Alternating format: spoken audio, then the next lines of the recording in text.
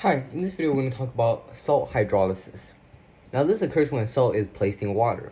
And when salt is placed in water, it dissolves into its ions, and these ions can behave as acids or bases. Now a strong acid will create a weak conjugate base. A strong base will create a weak conjugate acid.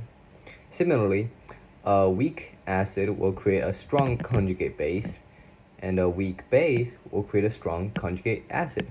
Keep this in mind. Now we learned earlier that the stronger the acid, the more likely it is to donate a proton, and the stronger the base, the more likely it is to accept a proton. So here, let's look at an example of neutral. Salts that produce neutral solution. Now the solution will be neutral if it contains group 1, aka alkaline metals, or group 2, which is alkaline earth metals, and it contains the conjugate base of a strong acid.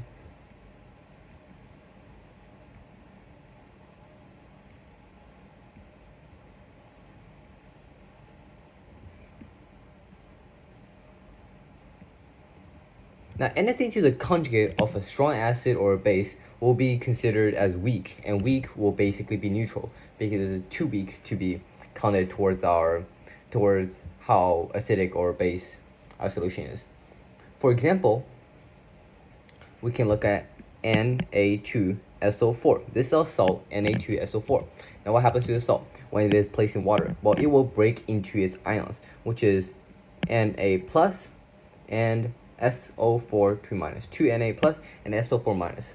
So now let's assume this gets placed in water and it attracts an OH, right? Because it is a cation, the only thing that it can attract is an OH. You can attract H plus or OH minus in water, and since it's a cation, it has to attract OH minus. Now what happens when assuming it attracts OH minus? Well, this will be a strong base. And if this is a strong base, that means Na plus is a weak conjugate acid. Since it is weak, it is not significant enough to be anything. We'll call this neutral.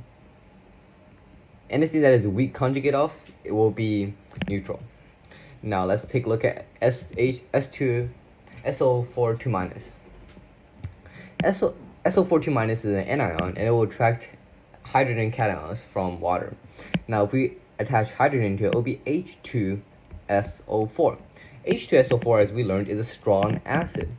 Now strong acid, H2SO4 is strong acid, which means our SO4 2 minus will be a weak conjugate base. Since both of these are weak, both of these are neutral. And since both of these are neutral, the overall solution is neutral. Now let's take a look at a basic example.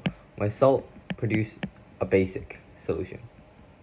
Now, in order to produce a basic solution, it must contain an alkaline metal ion or alkaline earth metal, and it contains the conjugate base of a weak acid. Let's say we have KC2H3O2. Now, with this salt, it's first going to dissociate.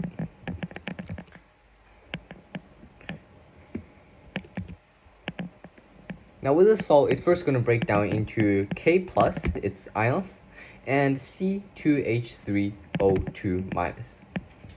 Now K plus, it's a cation, so let's attach an OH to it. KOH. What is KOH? Well, anything in group 1 plus OH is going to be a strong base. Strong base. And strong base means our K plus is a weak conjugate acid. And the reason this will be neutral is because K itself is an alkaline metals, and alkaline metal and alkaline earth metals alkaline metal and alkaline earth metal ions has no acidic or basic properties and will not undergo hydrolysis. So every time you see a group 1 or group 2 ion, you don't even need to do this process, and just know to cross it out because it has no affinity for water. Now the conjugate base of a weak acid is a weak base and will have affinity for water. So let's continue to take a look at this. Our C2H3O2. If we attach a K to this, this is not one of the strong acids that we know, so this is a weak acid. With this weak acid, that means this C2H3O2 minus is a strong conjugate base. And since this is strong over here, that means this is going to be basic.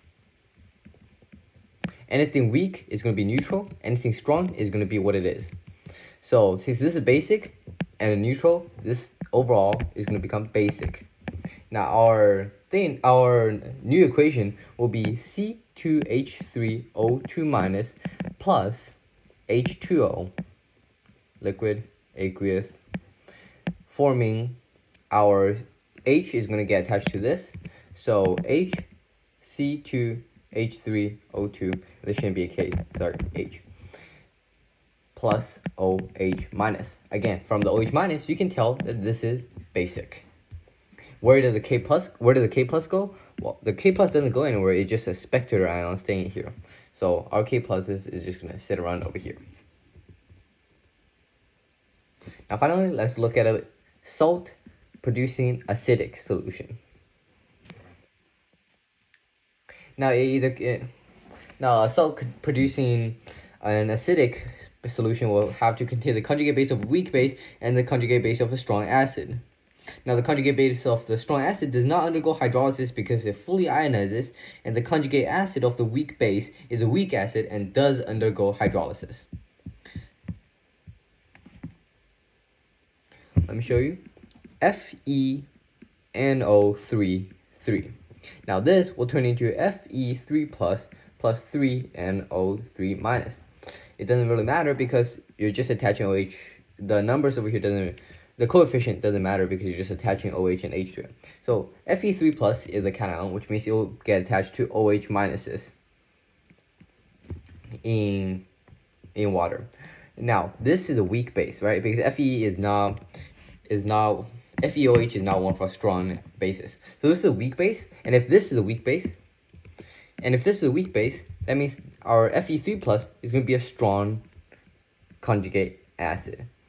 NO3 minus, if we put that into water, it's going to be HNO3 minus. HNO3 minus, as we memorize from our strong acids and bases, is a strong acid, which means our NO3 minus will be a weak conjugate base. Now we have a weak conjugate base, which means weak is neutral. And over here we have a strong conjugate acid because it's strong is going to be acidic. Strong conjugate acid is going to be acidic. Over here, strong conjugate base is going to be basic. So now that we know this is acidic, our overall solution is going to be acidic. Again, let's write this. We can have Fe3 plus 3H2O, balance it out, forming FeOH3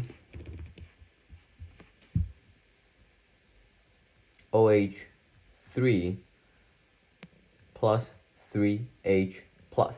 From the H plus, you can know that this is acidic. And this is our equation. This is our final equation after this acid is placed into water. Now, what if so far we did problems when either one strong conjugate or both weak. If both weak, it's neutral.